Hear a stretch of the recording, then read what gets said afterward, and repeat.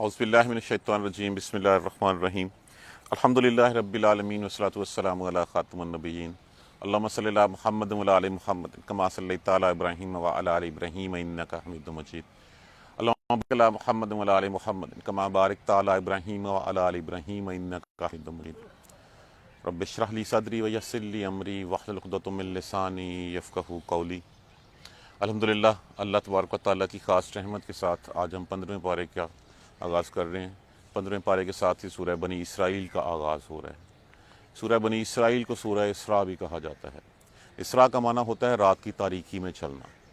बनी इसराइल चूँकि 2 दफ़ा इस सूरह मुबारका में 2 दफ़ा बनी इसराइल की शरारतों का ज़िक्र हुआ है, जिनकी बिना पे इनको जो है वो तबाह बर्बाद कर दिया गया।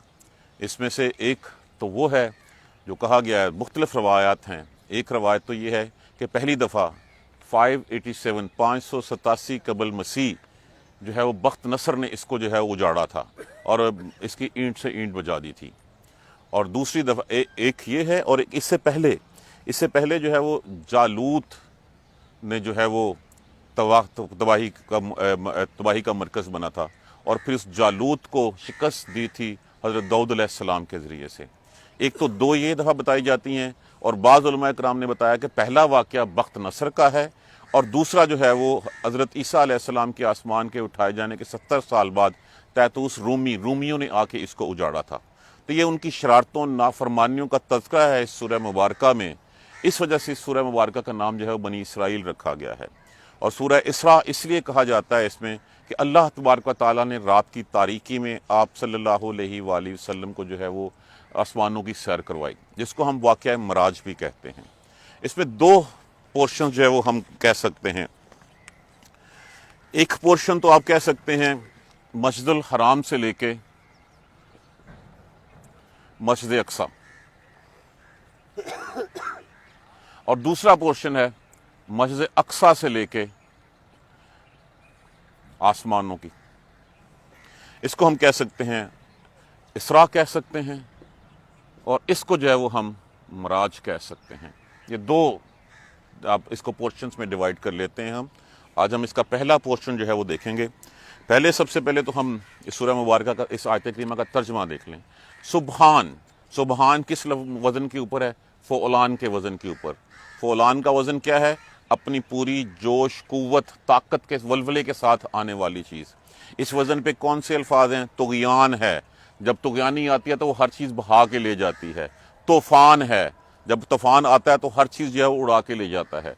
सुबहान पाक है, पाकीज़ा है, तमाम नकाइस से, ऐबों से जो है वो पाक है वो ज़ात। हम तमाम बशरी तकाज़ों, हर किस्म के नकूस और अयूब से पाक ज़ात है। सुबहान अल्लज़ी, पाक है वो ज़ात। असरा कहते हैं इसरा उनसे, जिसका माना होता है रात की तारीकी में चलना। असरा सैर करवाई बे अब्दे ही। अब्द किसको कहते हैं? बंदे को। जी सर, बंदा। अब इसको अपने ज़हन में बिठा लीजिए, इसके ऊपर डिस्कशन करनी है हमने। अब्दे ही जो है ज़मीर लगी हुई है। सुभान अल्लाज़ी असरा बे अब्दे ही, पाक है वो ज़ात जिसने सैर करवाई, जो ले चला अपने बंदे को। लैलन, रातों रात, एक रात। मिनल मस्जिदिल हराम, मस्जिदिल हराम हुर्मत वाली सजदागाह, सजदे वाली जगह, खाना काबा। इलल मस्जिदिल अक्सा, अक्सा लफ्ज़ किससे है? कसूर से। अक्सा उनसे भी है। इसका माना होता है दूर वाली, चूँकि ये मक्का से जो है वो दूर थी मस्जिद अक्सा, बैतुल मुक़द्दस, इसलिए इसको अक्सा के नाम से जो है वो पुकारा जाता था। अल्लज़ी, वो जो, बारकना, बरकतें दी। कौन सी ज़मीन? मस्जिद अक्सा। अल्लज़ी इसमें मसूला, वाहद के लिए, वाहद मुज़क्कर के लिए। बारकना लफ्ज़ क्या है? बारका का माना क्या होता है? बरकतें देना। जैसे हम कहते हैं अल्लाह बारिक अला मुहम्मदन, बरकतें बारिक ना मुतकल्लम, हम के लिए। वो जो जिसको बरकतें दी हमने, हौला कहते हैं इर्द गिर्द। इसी से हमारा लफ्ज़ होता है माहौल, जिसमें हम कहते हैं किस माहौल में पले बड़े हो, इर्द गिर्द तुम्हारी सूरत हाल क्या थी। हौलाहू, इर्द गिर्द इसका। الی المسجد الاقصی، اس مسجد اقصی کی طرف، وہ جس کے ارد گرد کو برکتیں دی ہم نے۔ اب یہ کون سا علاقہ ہے؟ یہ علاقہ ہے فلسطین کا اور شام کا، یہی علاقہ ہے جس کو لنوریہو لام تاکہ، نون علامات مضارع کے لیے، را کا معنی کیا ہوتا ہے؟ دیکھنا، ہو تاکہ ہم دکھائیں اس کو، کس کو؟ محمد صلی اللہ علیہ وآلہ وسلم کو، من آیاتنا، اپنی نشانیوں میں سے، یہاں سب کچھ نہیں کہا گیا، من آیاتنا، تاکہ ہم اس کو اپنی نشانیوں میں سے دکھائیں، انہو، بے شک وہ، ہوا، وہی ہے، سمیعن، سننے والا، فاعلن کے وزن کے اوپر، البصیر، سننے والا، دیکھنے والا۔ اللہ تبارک و تعالیٰ اپنی ذات کے بابرکت ہونے کی صفات اور اپنی پاکیزہ ہونے کی صفتیں بتا رہے ہیں۔ سبحان الذی اسرا، پاک ہے وہ ذات جو لے گیا، بعبدہ، اپنے بندے کو، لیلاً من المسجد الحرام الی المسجد الاقصی، مسجد حرام سے مسجد اقصی تک، الذی بارکنا حولہ، وہ جس کو برکتیں دی، جس کے ارد گرد کو برکتیں دی ہم نے، لنوریہہ، تاکہ ہم دکھائیں اسے، من آیاتنا، اپنی آیتوں میں سے، انہ هو السمیع البصیر، بے شک وہی ہے جو سننے والا اور دیکھنے والا ہے۔ اب آ جائیے، سب سے پہلے اس کا مقصد کیا تھا؟ یہ نیچے اس سیر کا یہاں پہ کہا گیا لنوریہہ، اپنی نشانیاں دکھائی جائیں۔ کیا نشانیاں تھیں؟ سب سے پہلے دیکھیے، جائیے ابراہیم علیہ السلام کے قصے کے اوپر۔ ابراہیم علیہ السلام نے دعا مانگی تھی کہ اللہ میری اولاد میں سے پیشوا اور امام بنا، میری اولاد میں سے جو ہے وہ امامت کے قابل کر دے۔ اللہ تبارک و تعالیٰ نے اس دعا کو قبول فرمایا۔ اس دعا کو قبول فرمانے کے بعد اللہ تبارک و تعالیٰ نے دو بیٹے کون سے تھے؟ حضرت اسحاق علیہ السلام اور حضرت اسماعیل علیہ السلام۔ اب حضرت اسحاق علیہ السلام کے لیے پھر اللہ تبارک و تعالیٰ نے ان دونوں کے لیے اس زمینوں کو بانٹ دیا۔ آپ کو جو ہے وہ فلسطین اور شام کا علاقہ دے دیا، اور آپ کے لیے جو ہے وہ مکہ المکرمہ یہ علاقہ جو ہے وہ چن لیا۔ کہا گیا کیا گیا تھا کہ میری اولاد میں سے جو تیرا نام لیوا ہوگا، جو تیری اطاعت کرے گا۔ اب رسول اللہ صلی اللہ علیہ وآلہ وسلم کو کیا نشانیاں دکھانی گئی تھیں؟ اس میں سے ایک کنسپٹ یہ بھی ہے، بلکہ یہ ہے کہ نبی القبلتین، جس میں یہ ثابت کیا جائے کہ یہ نبی ہے دونوں قبلوں کا، یہ نبی ہے سارے جہان کا صلی اللہ علیہ وآلہ وسلم۔ اب یہاں تک تو بات ٹھیک رہی۔ اس میں سے حضرت اسماعیل علیہ السلام کی اولاد یہ بنی اسرائیل کہلائی، اور یہ والی اولاد جو ہے بنی اسماعیل کہلائی۔ آپ صلی اللہ علیہ وآلہ وسلم جب وہاں پہ پہنچے ہیں تو جا کے سب سے پہلے آپ نے امامت کروائی ہے۔ اس امامت کس کی کروائی ہے؟ تمام انبیاء کرام کی مسجد الاقصی میں۔ اب اس امامت سے یہ بتانا مقصود تھا کہ آج کے بعد امام الانبیاء حضرت محمد صلی اللہ علیہ وآلہ وسلم ہوں گے۔ آج کے بعد کوئی تخصیص نہیں ہے بنی اسرائیل کی یا بنی اسماعیل کی، آج کے بعد تخصیص ہے کس کی؟ جو محمد پہ ایمان لائے گا صلی اللہ علیہ وآلہ وسلم۔ ایک بات۔ دوسری بات یہ کہ اس سے پہلے تو اولاد کے بارے میں کہا گیا تھا، یہاں پہ آنے کے بعد پھر اولاد کا کنسپٹ ختم ہو گیا۔ پیشوا امام وہ ہوگا جو آپ صلی اللہ علیہ وآلہ وسلم کے راستے پہ چلے گا اور ایمان لائے گا، چاہے وہ حبشہ کا بلال ہو رضی اللہ تعالیٰ عنہ ہو، چاہے وہ روم کا جو ہے وہ صہیب ہو رضی اللہ تعالیٰ عنہ ہو۔ اب بات اولاد سے نکل کے بات اطاعت کے اوپر آ گئی، اطیعوا اللہ و اطیعوا الرسول کے اوپر آ گئی۔ جو اللہ کی اطاعت کرے گا صرف اس کو حق ہے امام بننے کا اور پیشوا بننے کا، اس کے علاوہ کسی کو حق نہیں ہے۔ ہاں یہ بھی ہے کہ اگر چاہے اسی قریش میں سے، اسی بنی اسماعیل میں سے ابو لہب بھی جہنمی ہوا، ابو جہل بھی جہنمی ہوا، لیکن حق کس کا رہا؟ صہیب رومی رضی اللہ تعالیٰ عنہ کا، بلال حبشی رضی اللہ تعالیٰ عنہ کا۔ تو یہ ایک کنسپٹ دینا مقصود تھا یہاں پہ کہ آج کے بعد کوئی آل اولاد میں سے نہیں ہوگا، صرف پیشوا امام وہ ہوگا جو اللہ اور اس کے رسول کی اطاعت کرے گا۔ یہ ہے نبی القبلتین کا مفہوم، کہ آپ کو ایک لے جا کے یہ بتانا مقصود تھا کہ آج کے بعد محمد صلی اللہ علیہ وآلہ وسلم از دا سپریم اتھارٹی. اللہ کے بعد جو ہے اس دنیا میں اگر آپ نے اگر ایمان لانا ہے تو آپ صلی اللہ علیہ وسلم کے ایمان کے اوپر ایمان لائے بغیر آپ کا ایمان مکمل نہیں ہوگا. تو ایک کانسیپٹ تو یہ ذہن میں بٹھا لیجئے کہ اللہ تبارک و تعالیٰ نے جب اس زمین کو دیا تو پھر ان دونوں نسلوں کو، اس سے پہلے امام الانبیاء حضرت ابراہیم علیہ السلام نے تو اپنی اولاد کے لیے مانگی، اللہ نے قبول فرمائی، نبی دے دیے، ادھر بھی دے دیے، ادھر بھی ہزاروں نبی آئے.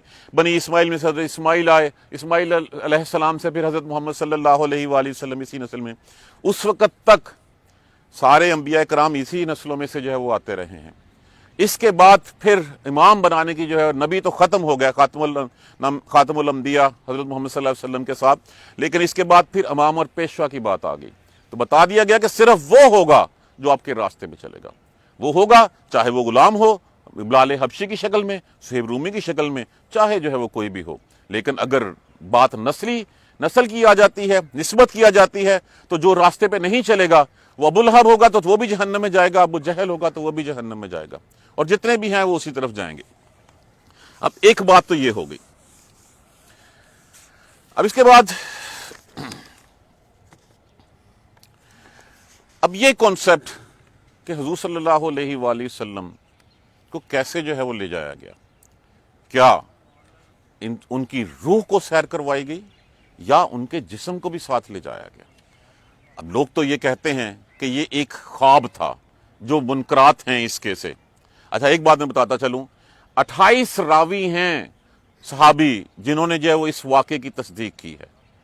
اسی سورہ آیت کریمہ سے جو ہے وہ ایک اشارہ دے دیا گیا. 28 صحابی ہیں، ان میں سے 7 صحابہ کرام تو ایسے ہیں جو اس وقت حضور صلی اللہ علیہ وآلہ وسلم کے زمانے میں موجود تھے، اور 21 ایسے ہیں جنہوں نے آپ صلی اللہ علیہ وسلم کی زبان مبارکہ سے یہ قصہ بعد میں سنا. اگر یہ خواب ہوتا تو پھر اس کی تکذیب کیوں ہوتی؟ اس کے لیے جو ہے وہ لوگ اس کو جھوٹا کیوں کہتے؟ خواب کے بارے میں تو بندہ جہاں مرضی چلا جائے، جیسے مرضی چلا جائے. کبھی کسی نے خواب کے اوپر کوئی پوچھا ہے کہ خواب میں تو نے کیا دیکھا ہے؟ تو ان کا جو ہے، جیسے اسی سورہ مبارکہ کی آیت ہے وَمَا جَعَلْنَا الرُّؤْيَا الَّتِي أَرَيْنَاكَ إِلَّا فِتْنَةً لِلنَّاسِ، اور نہیں بنایا ہم نے اس مشاہدے کو، اس نظارے کو الَّتِي أَرَيْنَاكَ جو دکھایا ہم نے آپ کو صلی اللہ علیہ وآلہ وسلم کو، إِلَّا فِتْنَةً لِلنَّاسِ مگر لوگوں کے لیے ایک آزمائش، کہ یہ محمد صلی اللہ علیہ وسلم کی زبان سے جو کہا گیا ہے، لوگ جتنے جو مانیں گے اس کو وہ آزمائش میں پورے اتریں گے، جو اس کا انکار کریں گے وہ کافر ہو جائیں گے. تو یہ اسی سورہ مبارکہ کی آیت نمبر 60 میں یہ بیان کیا گیا ہے کہ ہم نے تو اس کو ایک آزمائش کا ذریعہ بنایا تھا. آزمائش کا ذریعہ کیوں بنایا تھا؟ کہ ایمان بالغیب لانا ہے، ایمان دیکھ کے نہیں آتا. اگر رسول نے کہہ دیا کہ میرے اوپر جبرائیل علیہ السلام جو ہے وہ کتاب وہی لے کے آتا ہے تو تمہیں ماننا ہے.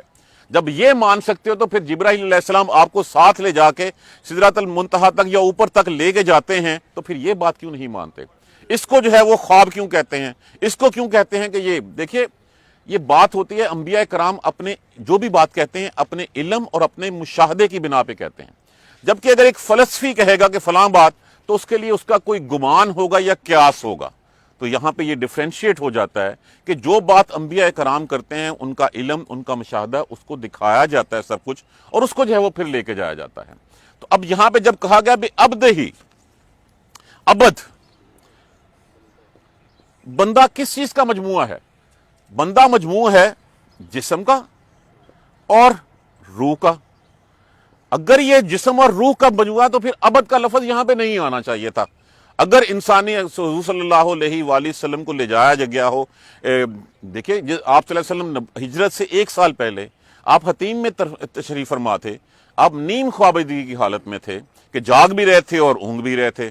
تو تب جو ہے وہ جبرائیل علیہ السلام آئے اور آپ صلی اللہ علیہ وآلہ وسلم کو لے کے جو ہے وہ چاہے زمزم پہ لایا گیا، وہاں پہ آپ کا سینہ جو ہے وہ شک کیا گیا، اس کو شک صدر جو اس کو ہم کہتے ہیں، اس میں پھر ایمان اور حکمت کا خزانہ جو ہے وہ ڈالا گیا اور پھر اس کو سیا گیا اور پھر لے کے جایا گیا.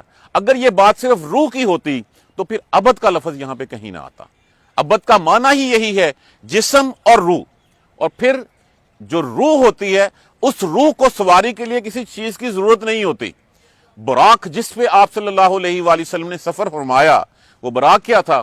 وہ براق گدے سے تھوڑا سا بڑا، خچر سے چھوٹا، اور وہ اس کو سفید رنگ کا تھا، اور اس کو براق اس لیے کہا جاتا تھا کہ وہ برق کی رفتار سے سفر کرتا تھا، اس کا ایک ایک قدم وہاں پڑتا تھا جہاں حد نگاہ ہوتی تھی، اور جب آپ صلی اللہ علیہ وآلہ وسلم نے اس کے اوپر سواری فرمائی تو وہ چمکا تھوڑا سا، تو جبرائیل علیہ السلام نے فرمایا اس وقت کہ کیوں، تو کہ آج تک اس سے زیادہ محترم ہستی تیرے اوپر کبھی سوار نہیں ہوئی۔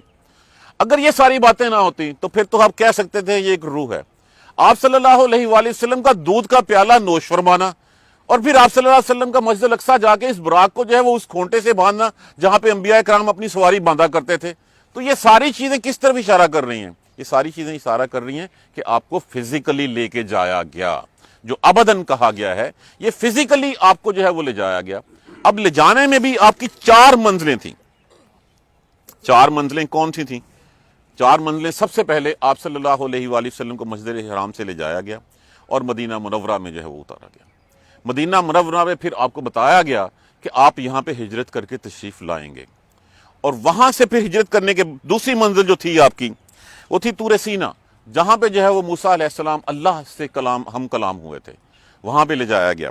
اس کے بعد تیسری منزل تھی اس کی بیت اللحم۔ بیت اللحم کون تھا؟ جہاں پہ حضرت عیسیٰ علیہ السلام کی پیدائش ہوئی تھی۔ اور پھر چوتھی منزل تھی آگے جا کے بیت المقدس، اور اس بیت المقدس میں آپ نے پھر انبیاء کرام کی، یہاں پہ تھوڑی سی بات ہے کہ بعض کہتے ہیں کہ انبیاء کرام کی جماعت پہلے کروائی، بعض کہتے ہیں کہ اس سفر مبارک کے بعد جو ہے وہ اس کی جماعت ہوئی۔ بہرحال کل اس کو باقی ڈیٹیل میں جو ہے میں عرض کروں گا۔ تو اب یہ یہاں پہ یہ ثابت ہو گیا کہ یہ روح نہیں تھی، فزیکل آپ صلی اللہ علیہ وسلم کو لے جایا گیا۔ اس پہ اعتراض کرنے والے کہتے ہیں کہ یہ ایک رات میں کیسے ممکن ہو گیا، کیونکہ اس وقت تو وہ بہت دور لگتا تھا۔ اب اس طرح اعتراض کرنے والوں کے جواب میں مجھے ایک بات عرض کرنی ہے، کیا آج کے دن میں ہم مکہ سے بائی ایئر جا کے بیت المقدس سے واپس نہیں آ سکتے؟ آ سکتے ہیں۔ تو آپ کو یہ علم کس نے دیا ہے جہاز بنانے کا اور جہاز چلانے کا؟ اللہ تبارک و تعالیٰ نے۔ تو کہ اللہ تبارک و تعالیٰ اس سے پہلے تمہیں لے جا کے دکھا نہیں سکتا تھا؟ تو اللہ تبارک و تعالیٰ جو ہے وہ اس وقت لے کے گئے۔ تو یہ ان کا کہنا کہ یہ ایک رات میں کیسے ممکن ہے، کہ ان کے آج کے دور کی آپ دیکھ لیجئے، ہم مکہ المکرمہ اس وقت کیا ہوتا تھا؟ اس وقت جو ہے وہ حج کے کتنے مہینے تھے؟ 3 مہینے۔ اب ان 3 مہینوں میں حج کتنے دنوں کا ہوتا ہے؟ 5 دن کا۔ تو باقی سارا کیا تھا؟ باقی تھا وقت آنے کا اور جانے کا۔ حج کے لوازمات، حج کے فرائض تو وہ جو ہیں وہ تو 5 دن میں ٹوٹل پورے ہو جاتے ہیں۔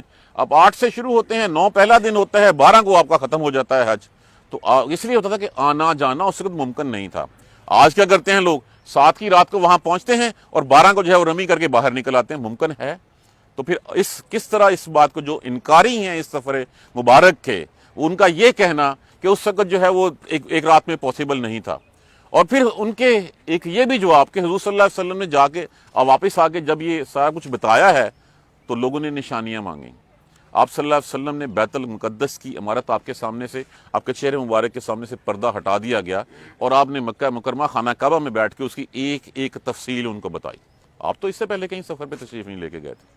اور پھر آپ نے یہ بھی بتایا ایسے جیسے کہ آپ سامنے بیٹھے ہوئے اس کو دیکھ رہے ہوں، چونکہ آپ ہو کے آئے تھے وہاں پہ۔ اور پھر آپ نے یہ بھی فرمایا واپسی پہ کہ واپسی پہ فلاں قبیلے کا فلاں قافلہ فلاں جگہ پہ ہے، اس کے فلاں رنگ کے اونٹ کے اوپر فلاں شخص بیٹھا ہوا ہے، اس کے فلاں جو ہے وہ گھٹنے کے اوپر جو ہے وہ چوٹ لگی ہوئی ہے۔ نہیں بات تو تصدیق کر لو۔ سارے لوگ مکہ سے باہر نکل کے اس قافلے کے انتظار میں بیٹھ گئے۔ وہ قافلہ آیا اور بالکل ایگزیکٹ وہی صورتحال تھی جو آپ صلی اللہ علیہ وسلم نے جو بتائی۔ تو جو منکرین معراج ہیں وہ ان کے پاس دلائل کی کمی ہے کہ وہ دلائل نہیں دے سکتے۔ اب یہاں پہ ایک تو ہوگی ایک ہی رات میں، پاک ہے وہ ذات جو لے گئی آپ صلی اللہ علیہ وآلہ وسلم کو، اپنے بندے کو، لیلا من المسجد الحرام، راتوں رات میں لے گئی، اسی رات میں لے کے جا کے مشاہدات کروا کے، اور اس کے بعد پھر آپ صلی اللہ علیہ وآلہ وسلم کو واپس آ کے بھی چھوڑ گئی۔ اور پھر جا کے جب نے بتایا آپ کو آ کے، تو پھر لوگوں نے اس کا استحصاء اڑانا شروع کر دیا، مذاق اڑانا شروع کر دیا۔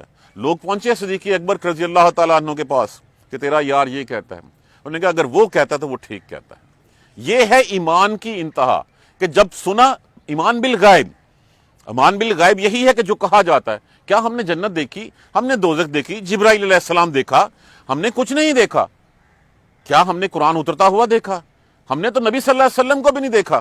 لیکن اس کے باوجود جب کہا گیا کہ سب سے زیادہ ایمان والی وہ قوم ہوگی جو گتوں کی دو جلدوں میں جو ہے وہ ایک کتاب پائے گی، اس کو دیکھے گی، اس پر ایمان لائے گی، اس پر عمل کرے گی، اور وہ کیا ہے؟ وہ یہی قرآن پاک ہے جس کے بارے میں کہا گیا۔ تو راتوں رات مسجد الحرام، وہ سجدے والی جگہ، مسجد اقصیٰ، وہ جگہ جہاں کی ارد گرد کو ہم نے برکتیں دی۔ کیا برکتیں دی؟ ایک تو ویسے فزیکلی یہ علاقہ بہت زرخیز ہے، بہت جو ہے اس میں فرٹیلٹی بہت زیادہ ہے، اس میں پھل سبزیاں بہت کچھ ہوتا ہے۔ اور دوسری اس کی برکتوں والی جگہ یہ ہے، ہزاروں انبیاء کرام کا یہ مسکن رہا ہے، ہزاروں انبیاء کرام کا یہ تبلیغ کا مرکز رہا ہے، ہزاروں انبیاء کرام یہاں پہ مدفون ہیں۔ تو یہ ہے وہ برکتیں جس جگہ کے اوپر جو ہے وہ آپ صلی اللہ علیہ وآلہ وسلم کو لے جایا گیا۔ کس لیے لے جایا گیا؟ لِنُرِيَّهُ مِنْ آیاتنا، تاکہ اپنی نشانیاں جو ہے وہ ہم دکھائی جا سکیں۔ اپنی نشانیاں کیا ہیں؟ آپ کو جو ہے وہ ساتوں آسمانوں کی سیر کروائے گی، آپ کو دکھایا گیا کہ کون جو ہے وہ، جب جیسے ایک واقعہ ایسا ہے کہ کچھ لوگ تھے جو تازہ گوشت کی، جیسے سڑے ہوئے گوشت کی طرف منہ مار رہے تھے، تو فرمایا گیا تھا یہ زانی ہے جو حلال چھوڑ کے حرام کی طرف جو ہے وہ منہ مارتے ہیں۔ اور پھر اس سفر کے دوران آپ صلی اللہ علیہ وآلہ وسلم کو ایک آواز آئی، آپ نے اس آواز کے اوپر کان نہیں دھرا، فرمایا یہ اہل یہود ہیں جو آپ کو پکار رہے ہیں۔ پھر دوسری آواز آئی، کہا یہ اہل نصارہ ہیں جو آپ کو پکار رہے ہیں۔ پھر آپ کے راستے میں ایک انتہائی خوبصورت عورت آئی، آپ نے اس سے بھی نظر نہیں فرمایا کہ یہ دنیا ہے جس کے اوپر لوگ رچتے ہیں۔ پھر ایک بوڑھی عورت دکھائی گئی، کہا یہ دنیا کی زندگی ہے ٹوٹل اتنی، بس اس کے علاوہ اور کچھ نہیں ہے۔ تو یہ ساری چیزیں ثابت کرتی ہیں کہ یہ سفر جو اللہ تبارک و تعالیٰ نے اپنی نشانیاں دکھانے کے لیے، اور پھر کل انشاءاللہ ہم ان نشانیوں کا تذکرہ کریں گے۔ ابھی تک ہم مسجد حرام سے لے کے مسجد اقصیٰ تک کی ڈیٹیلز تک آئے ہیں، مختصراً، بہت ہی مختصر ہے اتنے کم وقت میں اس کو جو ہے وہ سارا کچھ کرنا، کہ پاک ہے وہ ذات جو لے گیا اپنے بندے کو راتوں رات مسجد الحرام سے مسجد اقصیٰ تک، وہ مسجد اقصیٰ جس کے ارد گرد کو ہم نے برکتیں دے رکھی ہیں۔ مقصد کیا تھا؟ لِنُرِيَّهُ مِنْ آیاتنا، تاکہ ہم اپنی نشانیاں دکھا سکیں۔ اب یہ یہاں سے لے کے جانا، راستے میں پڑاؤ وہاں پہنچنا، انبیاء اکرام کی امامت فرمانا، مقصد جیسے میں نے عرض کر دیا کہ نبی القبلتین بنانا، کہ دونوں قبلوں کا نبی، اور پھر تمام انبیاء کا امام بنانا آپ صلی اللہ علیہ وآلہ وسلم کو۔ یہ چیزیں جو ہیں یہ تھی نشانیاں۔ اور پھر کل انشاءاللہ اس سے اوپر جب لے کے جائیں گے پہلے آسمان کی طرف، تو انشاءاللہ کل اس کی ڈیٹیل جو ہے وہ اور میں عرض کروں گا۔ سبحان الذی اسریٰ بعبدہ، پاک ہے وہ ذات جو لے گئی اپنے بندوں کو راتوں رات لیلا من المسجد الحرام الی المسجد الاقصیٰ، مسجد حرام سے مسجد اقصیٰ کی طرف، وہ مسجد اقصیٰ جس کی ارد گرد کی الذی بارکنا حولہ، جس کے ارد گرد کے ماحول کو برکتیں دیے ہیں ہم نے، لنریہ من آیاتنا، تاکہ دکھائیں ہم اپنی نشانیاں۔ بے شک وہی ذات ہے جو سننے والی اور دیکھنے والی ہے۔ اللہ تبارک و تعالی ہمیں اپنے ایمان پہ قائم رہنے کی ہمت اور توفیق دے۔ اور ایمان کون سا ہے؟ ایمان بالغیب ہے، دیکھ کے ایمان نہیں ہوتا۔ پرچہ ہمیشہ غیب سے آتا ہے، اگر پہلے پتا ہو تو پھر کیا۔ یہاں تو ہمارے سامنے پیپر کھول کے بھی رکھ دیا گیا، ہمیں سوال بھی بتا دیے گئے کون سے سوال پوچھے جانے ہیں، کتنے سوال پوچھے جانے ہیں، من ربوں کا، من دینوں کا، من رسولوں کا، یہ 3 سوال ہیں۔ یہ 3 سوال اسی کے ذہن میں بیٹھیں گے جس کے اسی کے سے 4 سوال ہیں۔ چوتھا کون سا تھا؟ من دینوں کا، آپ کا دین ہے علموں کا، جی۔ تو یہ سوال ہیں، یہ سوال ہمیں بتا دیے گئے۔ یہ سوال تبھی ذہن میں بیٹھے ہوں گے اگر ہم نے اس راہ میں زندگی گزاری ہوگی۔ اگر ہم اس راہ میں زندگی نہیں گزاریں گے تو پھر اس وقت ہم آئیں بائیں شائیں کریں گے۔ پوچھیں گے محمد صلی اللہ علیہ وسلم کے بارے میں تو کہیں گے سنا ہے کہ ایسا کوئی نام تھا۔ اگر آپ اس کے اوپر ایمان لائے ہوں گے، لا الہ الا اللہ محمد رسول اللہ کا کلمہ پڑھے گا، تو جیسے ایک بزرگ کے بارے میں مشہور ہے کہ وہ بزرگ گئے، جا کے انہوں نے پوچھا من ربوں کا، من دینوں کا، من ربوں کا، من رسولوں کا۔ انہوں نے کہا چٹی داڑھی دیکھ 70-80 سال ایسے پڑھاؤں آیا ہوں، میں نے پوچھ رہا ہے۔ تو یہ تبھی ہوگا جب ہم اس دنیا میں اپنی زندگی اس راہ پہ گزاریں گے۔ نہیں گزاریں گے تو پھر انجام جو ہے وہ جن لوگوں کا ہمارے سامنے ہمیں مثالیں دی جاتی ہیں، ہم بھی ایک مثال بن جائیں گے۔ اللہم اہدنا الصراط المستقیم، اللہم اہدنا الصراط المستقیم، اللہم اہدنا الصراط المستقیم۔ جزاک اللہ خیر۔ سبحانک اللہم و بحمدک، اشہد ان لا الہ الا انت، استغفرک و اتوب الیک۔ اعوذ باللہ من الشیطان الرجیم، بسم اللہ الرحمن الرحیم۔ الحمد للہ رب العالمین، الحمد للہ رب العالمین، الحمد للہ رب العالمین۔ اللہم صلی علی محمد و علی آل محمد کما صلیت علی ابراہیم و علی آل ابراہیم انک حمید مجید۔ اللہم بارک علی محمد و علی آل محمد کما بارکت علی ابراہیم و علی آل ابراہیم انک حمید مجید۔ ربنا لا تؤاخذنا ان نسينا واخطانا ربنا ولا تحمل علينا اسرا كما حملته على الذين من قبلنا ربنا ولا تحملنا ما لا طاقة لنا به واعف عنا واغفر لنا وارحمنا انت مولانا فانصرنا على القوم الكافرين ربنا لا تزغ قلوبنا بعد إذ هديتنا وهب لنا من لدنك رحمة إنك أنت الوهاب رب اغفر وارحم وأنت خير الراحمين یا رب ارحمہما کما ربیانی صغیرا یا رب ارحمہما کما ربیانی صغیرا یا رب ارحمہما کما ربیانی صغیرا ربنا تقبل منا انک انت السمیع العلیم وتب علینا انک انت التواب الرحیم والحمد للہ رب العالمین آمین یا ارحم الراحمین جزاک اللہ